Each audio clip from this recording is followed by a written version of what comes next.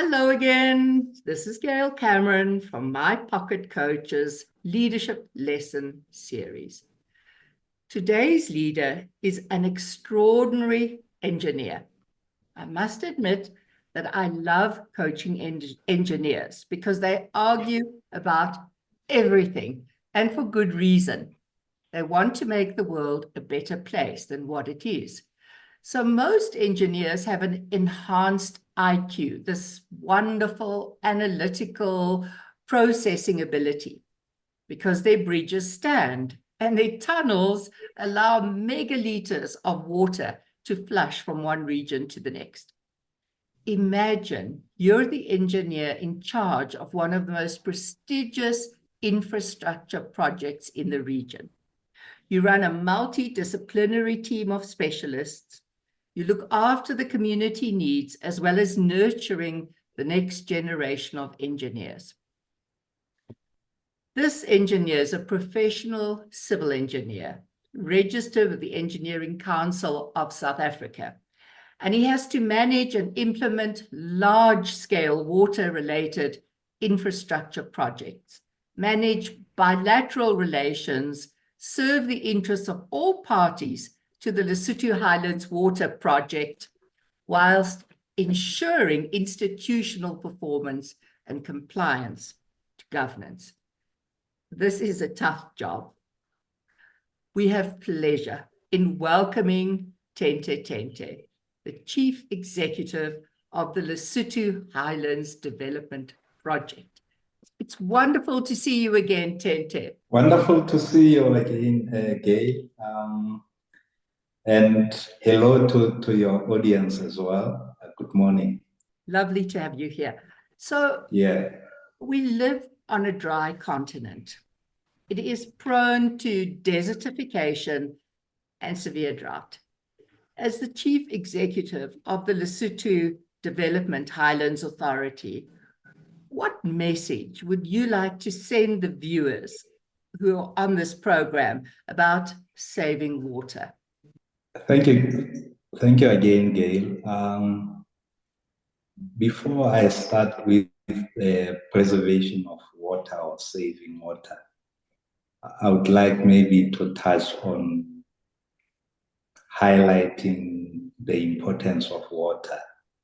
I know in the Constitution of South Africa as well as Lesotho, water is a basic human need. And Gauteng is quite a special town. I don't know whether many of you are aware of the fact that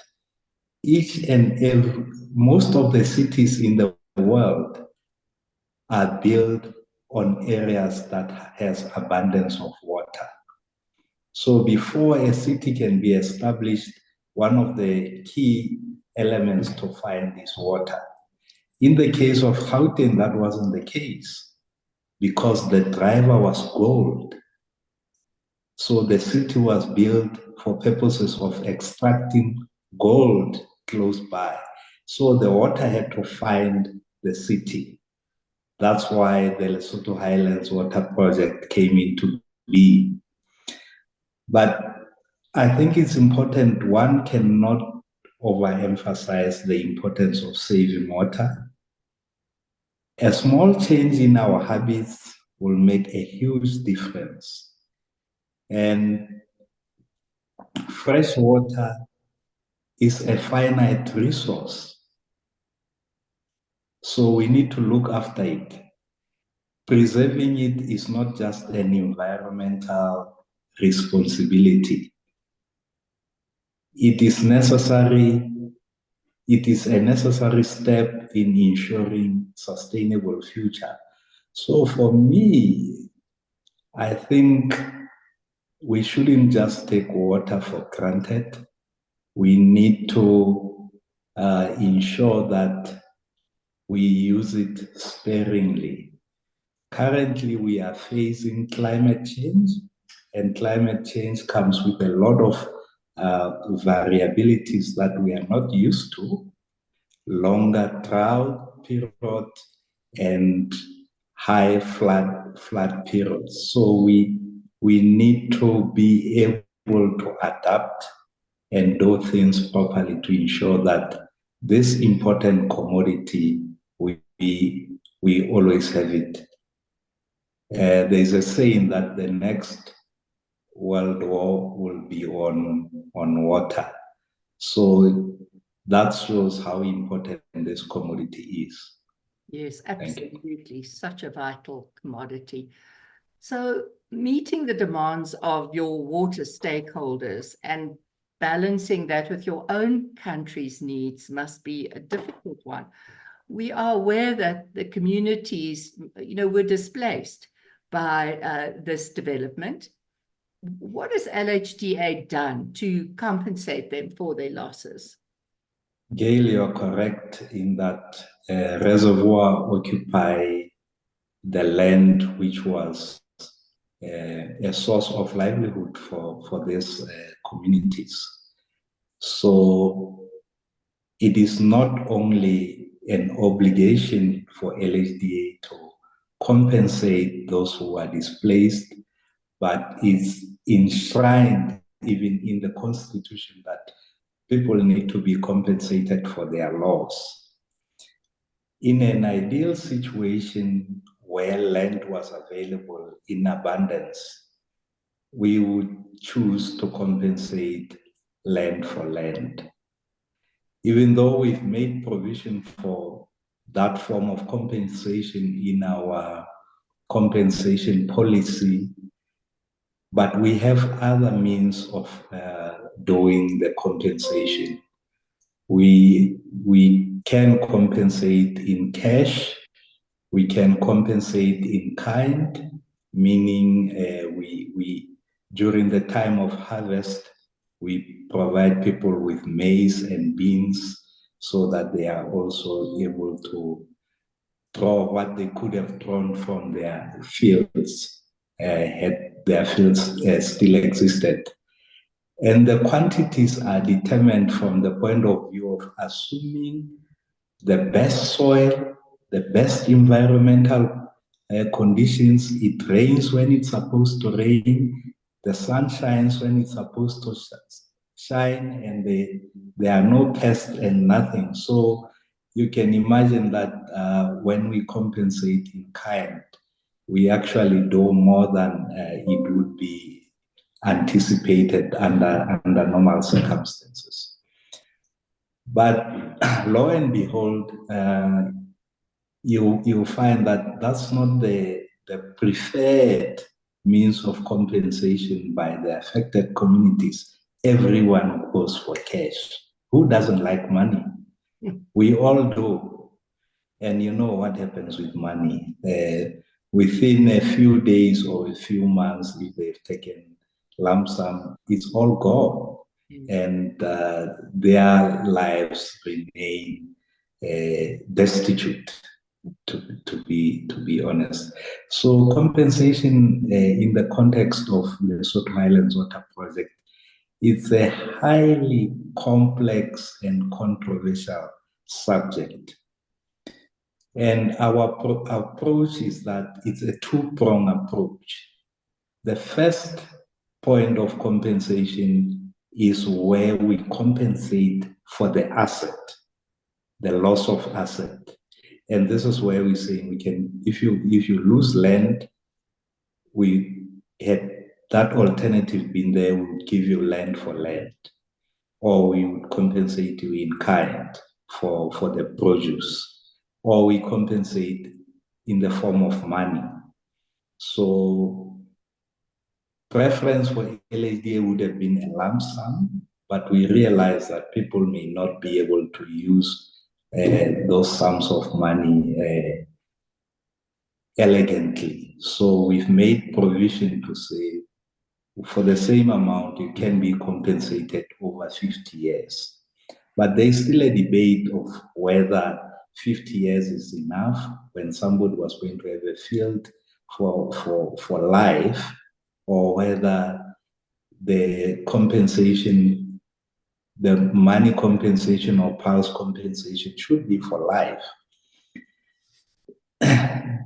That debate is ongoing. I don't want to venture into it. But how do we then provide another alternative for the livelihoods.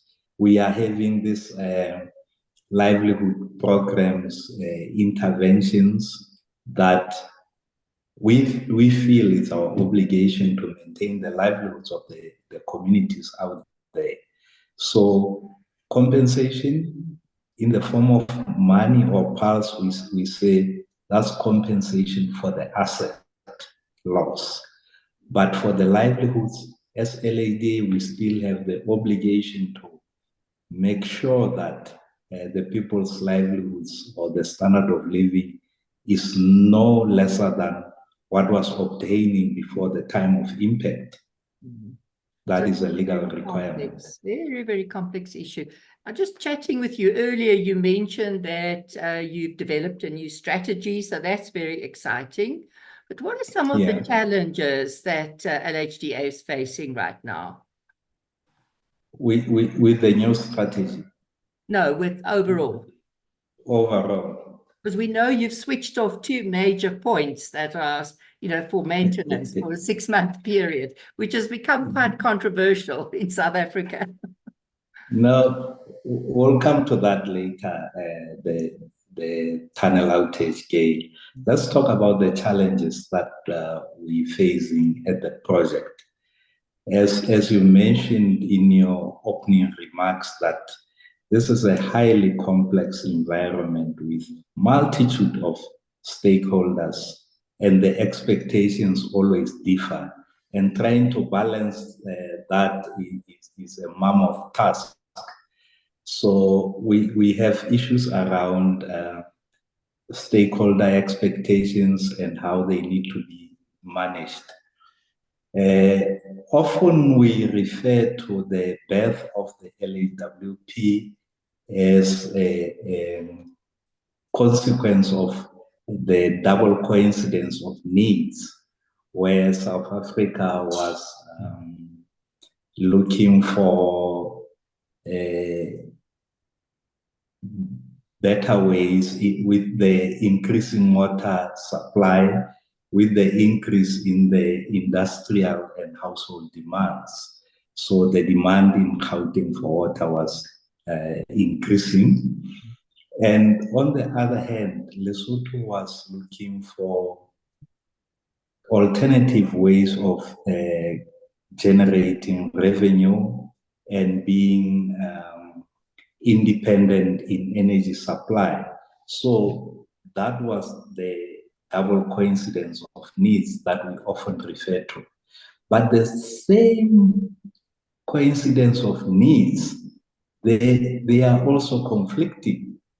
How are they conflicting? They are conflicting in the sense that for water security purposes, Gauteng would prefer the water to be stored and stay in Lesotho for a while, and they have a better assurance of supply.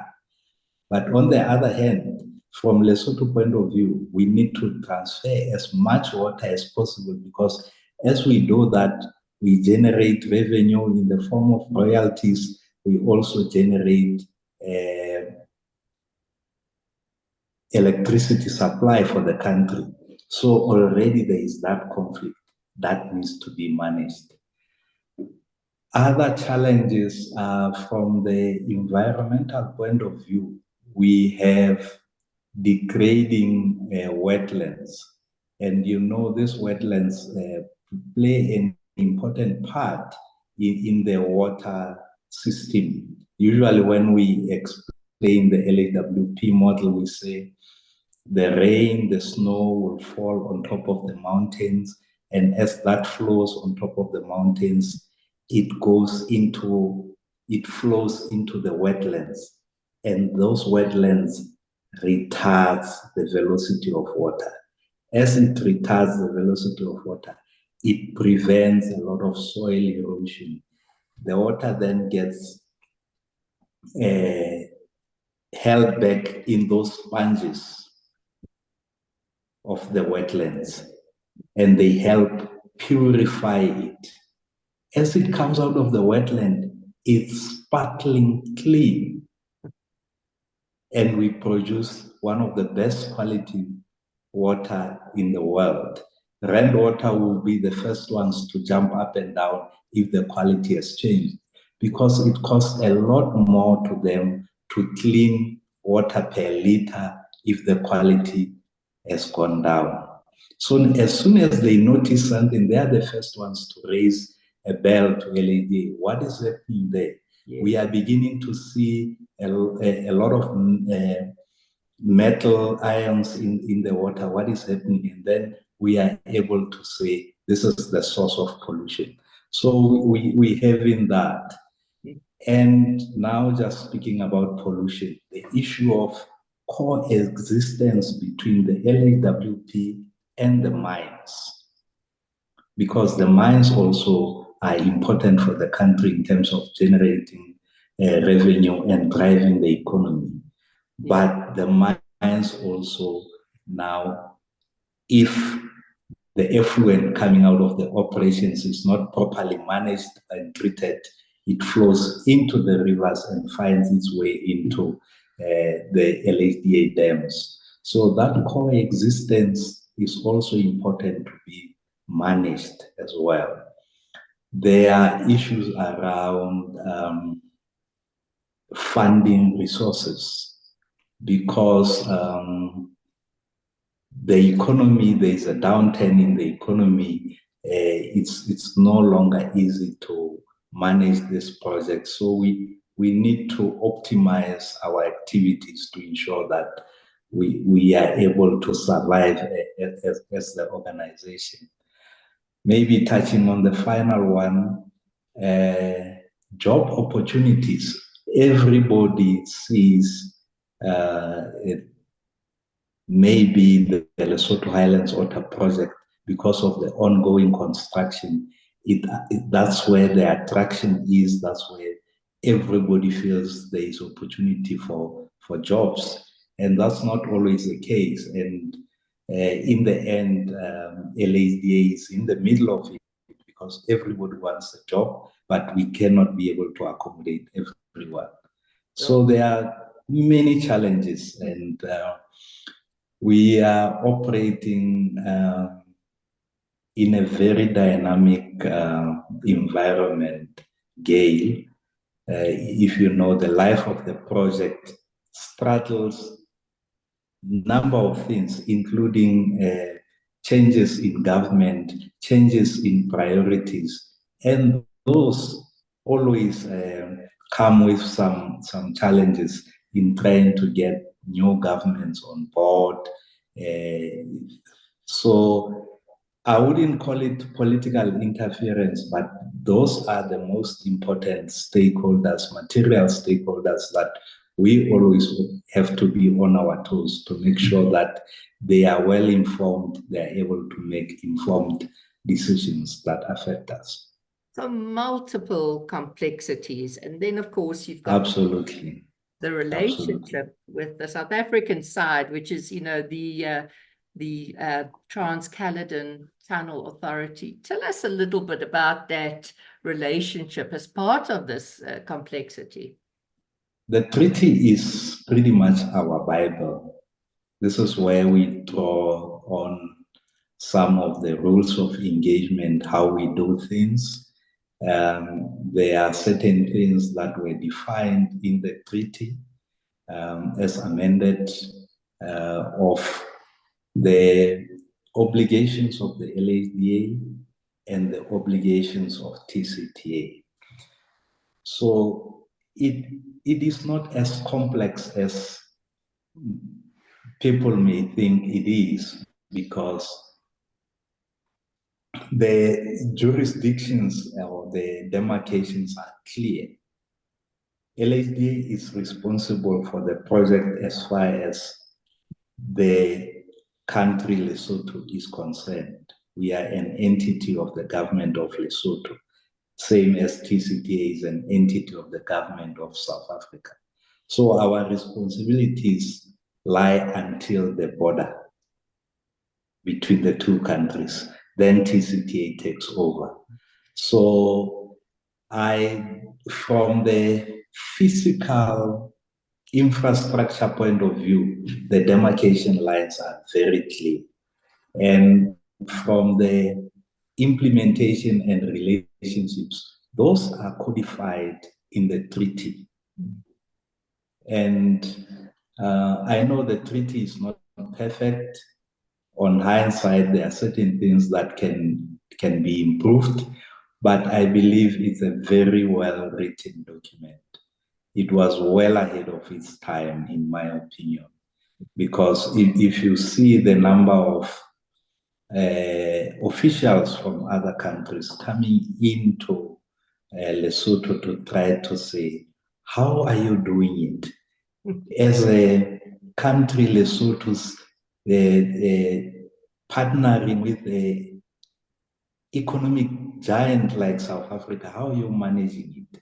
And the way it's being managed is codified in the treaty. So as long as we follow what's in the treaty, there are no problems. We just have to follow the rules. Well, that provides us with some comfort, Tente. So at the moment, you're not the biggest supplier of water to the current Vaal River system, but you've always been the most consistent provider of water to the Vaal Dam. But when phase 2 is completed, you'll become the biggest contributor. Your thoughts? Yeah, you've touched a nerve there. Actually, thinking about the numbers, I didn't realize that as soon as phase 2 comes on board, we are actually going to be the biggest supplier. Currently, I know we are sitting at around between 30 and thereabouts 30%. And we currently are supplying 780 million cubic meters per annum. That will increase to about 1,270 cubic meters per annum. And that increase will tip the scale a little over 50%. So yes, that actually says now the dependency on the Lesotho Highlands Water Project by the economic hub of South Africa is going to be a lot more. And we need to be on top of our game to make sure that we keep that economy going, because it is really important, not just for South Africa, for the region as well as for the continent itself. Entire region. So, Yeah. We're aware now that capacity is down at the Vaal Dam. I think it's probably under 40% now. And sometimes there's false media reports that makes us very anxious about, our water supply, which is being hampered. And we know it's more institutional drought because of the water management failures. And of course, now the news that the 2 major points along the LH water project have been turned off. Obviously, this is making people worry even more. Can you tell us a little more about the shutdown, and the reserves of the Sterkfontein Dam as an essential feeder of water to Joburg, just to allay some of our listeners' fears? Yeah, Gail, I'm sorry I didn't check my numbers before we came for this interview. But I would not think the Vaal Dam is that low. I'll tell you the reason why I don't think that would be the case. Let me speak about the tunnel shutdown first. As part of the routine operation and maintenance within the LHDA side, and I think LHDA doing this, TCTA doing the same on the other side, as specified in the O&M manuals, we are supposed to inspect these tunnels at a given interval. I think it's 10-year intervals. We need to shut down the system, go into the tunnels, inspect and make sure that everything is still in order. The last inspection was done in 2019. And as the engineers went in, the tunnels are aligned with concrete, the water transfer and the delivery tunnel. But in the sections where either you have a sharp curve or the tunnel goes underneath a river, where there could be high chances of water ingress, groundwater ingress into the tunnel or whatnot. There is another lining of steel lining. So there are several spots along the tunnel which are lined with steel. So the inside of the tunnel is actually steel metal. So as the inspections was being done, they started to realize that the original painting for the steel lining is beginning to wear off because of small particles of stones and everything is being chipped off as the water flows in the tunnel. And as that happens, then the rust will begin to happen. And if nothing is done, the rust will eat that metal completely and you will have no metal at all. So they gave us the assurance that it's not bad. The tunnels can be operated safely for the next 5 years, but beyond the 5 years, we are not able to guarantee the safe operations of the tunnel. So that's when the planning started. That's when we started 2019 to raise awareness with our principals, the two governments, to say by 2024,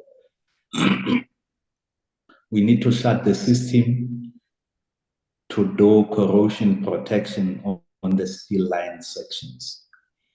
And that would give the government enough time to make sure that financial resources are in place, that would give even the electricity supplier in Lesotho Electricity Company, time to make alternative arrangements for electricity sources.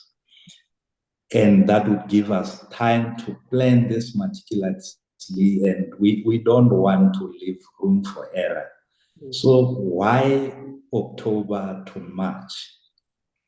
The reason why that period was selected was mainly because compared to other months, the electricity demand during that 6 months period is fairly down when compared to other months. So we didn't want to put the strain on the South African power pool in terms of allocations and energy supply. So we chose that period. And how long will the operations in the tunnel take? A little over 3 months.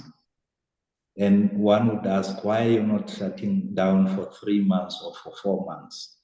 The reason is the first month of the shutdown, we used that to empty the tunnels. Because when we close the valve on one side and on the other side, there's still water in the tunnel. There are areas where it can just gravitate and flow out of the system, but there are low spots where we need to pump it out. So it's a lot of water. It takes a month to empty the tunnel. So it's been a month now, and only last week the engineers were to start the inspection and to start the work.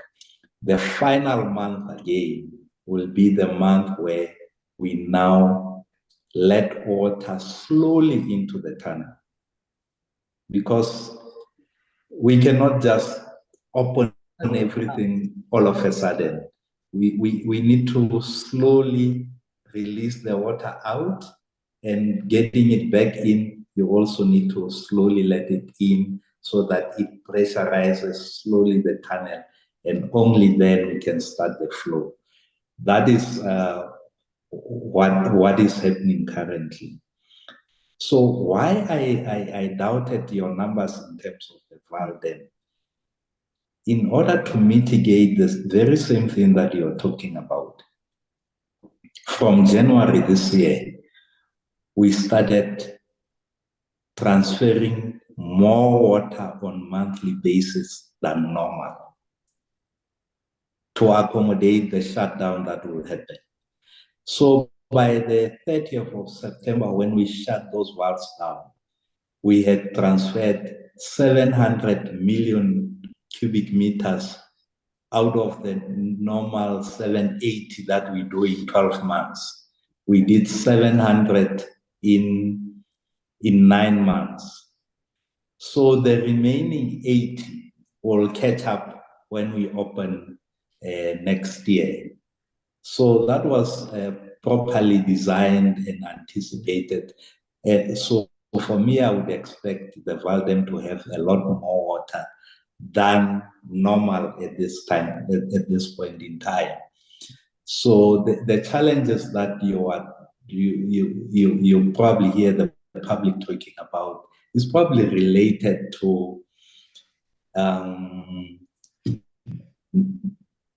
mismanagement of the systems beyond the dam, how the leakages with the pipes supply, the pumps breaking up, and maybe maintenance not being up to scratch. I don't want to start criticizing anybody, but this is what you read in the papers, that maybe there are challenges beyond the bulk water supply. Yes. So let's bring it back to your leadership skills, because having worked with you, I've experienced an exceptional leader. How exciting is it for you to work on a project of this caliber, Tente, and what have been some of the highlights for you? Well, it is exciting, Gail, but I think that on its own, it comes with a lot of stress. Before I took up this position, my hair was pitch black, and I used to keep an afro. But yeah, now you can see I'm completely gray. I think for me as an as an engineer, the highlights for me would be seeing an idea grow into a concept, and that concept being transferred into a sketch, then a proper engineering drawing, then the design part coming into being to make it stand up. And eventually the same gets constructed and become a reality. You should see one of our masterpieces here, which is the bridge over the Sinku River. When we used to stand up there with people to say, it will cross here, it will do this, it was unimaginable. But now seeing those bridge piers come up on daily basis, it's a continuous operation. You keep pouring the concrete 24 hours continuously, sliding all the way up 86-meter pier. That's the longest one that we have. So for me, from the engineering point of view, that is exciting. Well, the job of the chief executives comes with perks, and you get to be invited to important functions, and you meet important people. But personally for me, Gail, I would not think we have achieved until there is a successful and a consistent, sustainable livelihood improvement for the people affected by the project. Until we achieve that, for me, I would not want to rest. Only once we've done that, then I would say we've met the desires of our principals. And we can comfortably refer to those people to be the beneficiaries of the project, not the affected people. Yes. Until I'm able to refer to those people as beneficiaries, I wouldn't want to rest. It's beautiful, Tente, and, well spoken, like a true leader. So, having worked with your executive team, I mean, we were humbled to work with them because it's such a diverse set of skills and competencies in the team. What does it take to lead this team? No, I think they are wonderful professionals to work with. It's not always easy, but I think in order to, one needs to have that awareness of diversity. Once you have that and you respect the differences in culture, approach, and beliefs, it helps you to maintain some element of inclusiveness. The second one is communication. One always has to use the language or messaging that resonates with all the team members to make sure that we are united.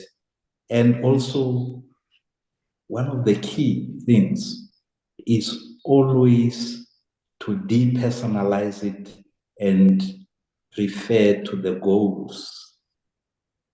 These are the common goals that we have. This is the common purpose. That bridges those differences immensely. It makes everybody not to think about themselves, but to think about us as a collective. And issues around collaboration, fostering open conversations where everyone they feel safe to contribute. Those are some of the things. And in areas where there are elements of areas of improvement or development, then we should use the same issues of training and development. We have policies around that can help us improve morality amongst the team. The final thing that I keep hammering amongst them is we need to hold each other accountable. I encourage them to hold me accountable. And by opening that opportunity for them to challenge me and engage with me when areas where they think I'm not practicing what I preach, now it also keeps me on my toes to always make sure that I lead by example. So those are a few attributes that have helped him manage to keep the team a cohesive team. Those are beautiful leadership competencies, Tente. So you are one of the most competent leaders I've worked with, and you understand, the importance of emotional intelligence in leadership. And you have this rare, it's a beautiful balance between IQ and EQ. What do you think are the essential competencies required to lead such an important project, such as the LHDA? Gail, at the risk of sounding like a broken tape record, I always tell the LADA staff that God has given us 2 ears and 1 mouth, and we should use them proportionally. I love that. Therefore, actually, for me, it's essential that as a leader, you are able to listen. Because if you are able to listen, then you will make informed decisions. And listening is not only listening to your superiors. It's important that you listen, you take instructions so that you can communicate the same to your fellow workers. But it's also important to listen to them. They need to guide you. This is how we want to be led.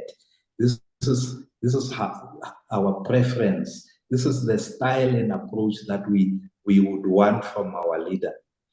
So for me, I think the flexibility in leadership style, the ability to be brave to make decisions, whether those decisions are palatable to everybody or not, as well as remaining honest and truthful all the time, regardless of the possible outcome of your decisions or how you approach things. So for me, I think what's always important is to maintain the trust with your fellow employees. They know if the CE has said this, that's correct. I've promised many things. I've gone back to them to say, this I know I promised, but I haven't been able to deliver. I met challenges here and there and there. But you don't just promise and disappear and say nothing. So that's, for me, that element of honesty, remaining truthful, being open, and be vulnerable. Yes, Be lovely. vulnerable. And you are also a human being. You're bound to make mistakes and accept those mistakes and learn from them. That is where I come from. Oh, beautiful attributes. Thank you for sharing that, Tente. So there's been a call at the UN for a different definition of leadership, as the current definition is too narrow, encompassing Western management practices in non-Western contexts. So we also know that leadership should be seen against dynamic social process, and it's contextually driven. So for me, you exemplify one of the best authentic African leaders that I've really had the privilege of working with, because you've got this incredible high empathy, but you've also got this lovely effective interpersonal skills and calmness under pressure. How did you acquire these skills, and what are some of the important influences you've had along your journey? There is a call now for a different style of leadership, and we know it's seen against a dynamic social background, and also, it's contextually driven. And you exemplify this beautiful empathy, interpersonal skills, but also you have this calmness under pressure. So, what influenced you, and how did you acquire these skills along your journey? Yes, Gail. As I was saying earlier, we are mostly defined by our roots, where we come from. My parents were two different people, but somehow they always managed to find each other. And my scientific explanation to that was, unlike charges attract and like charges repel. So I always consider myself having been lucky enough to draw from a little bit from my father, who was very brave and unapologetic in terms of saying his peace of mind, and the humility of my mother. She was such a humble person, always stayed calm and the like. So I have a little bit of both those attributes. And they taught me how to treat people regardless of how they treat me back. And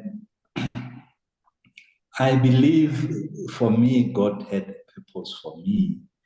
And if I'm serving in a public entity like LHDA, I serve with everything that I have without expectation of returns from others other than what I've agreed with my employers, which is my salary.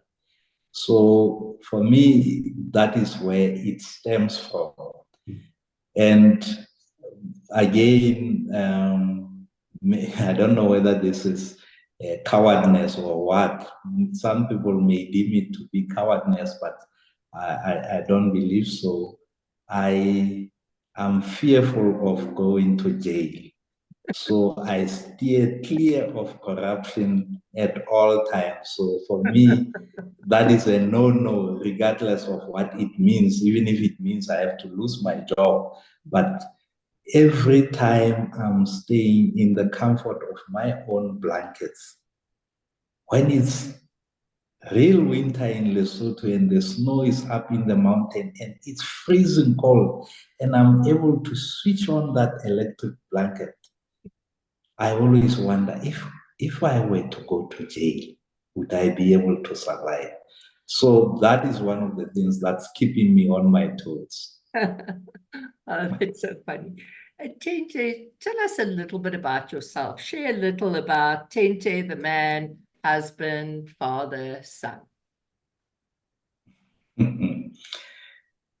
Yes, I'm a husband and a father of two, a boy and a girl. Funny enough, their initials are same as mine. So whenever you get Tente, if somebody just say Tente, we don't know who you're talking about.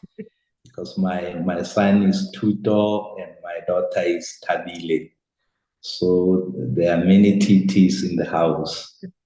Gail, I'm a man of few words when it comes to this one because I'm fairly private person and my family life is the same. And I'm not going to share much today. I prefer to keep it fairly private, but to be honest, I am prepared to say that I draw a lot of inspiration from the three, my son, my daughter, and my wife. And I cherish all the time that we share. Yes. Yes, that's why Okay, that's well, as far that's as I'm beautiful. saying. That's beautiful, and I respect that. Thank you, Tente. So for me, engineers, always want to leave the world in a better place than what they found it. What is on your wish list? You're right. We all have an obligation to leave the world a better place. For me, it's along the same lines. I always think about the next generation. I think, as I said, we rely on defined resources. And the way we use those resources, we must think about the next generation. And we have an obligation to ensure that we preserve the resources for future generations.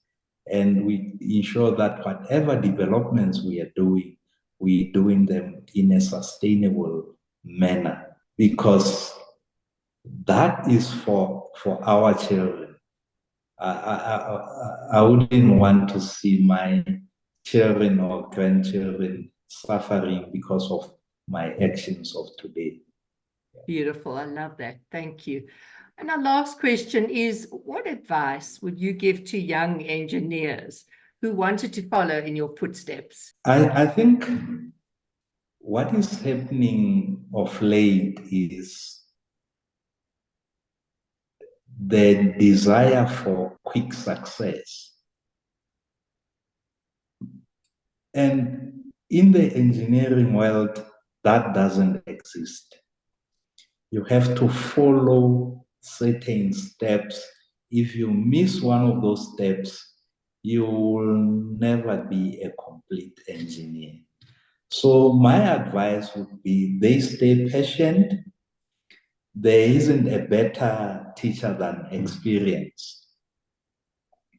I know my lecturer when I was back in the time when I was at school, he used to say, an engineer is buried by his mistakes, and a doctor buries his own mistakes.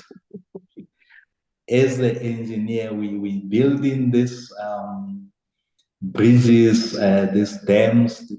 Should anything go wrong with that, people die, and many people die. So it would be selfish to be in a hurry to be in a higher position. And so for me, I would say to the young upcoming engineers, rule number one, discipline. Rule number two, discipline. So is rule number three. If they stay disciplined, then they will follow the steps that are required to until they register professionally and gain experience. And that experience will teach them a lot of things.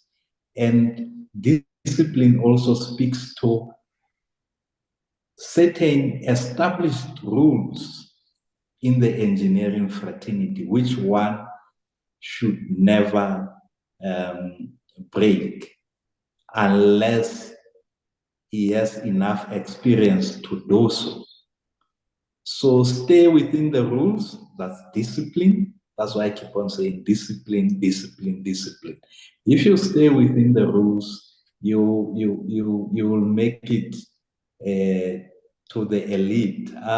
Probably for me, I didn't follow the route of engineering because in the end I went the leadership route. But I had done enough in the engineering field to be able to lead this kind of organization. Wow. Thank you, Gail. That's very, very sage advice.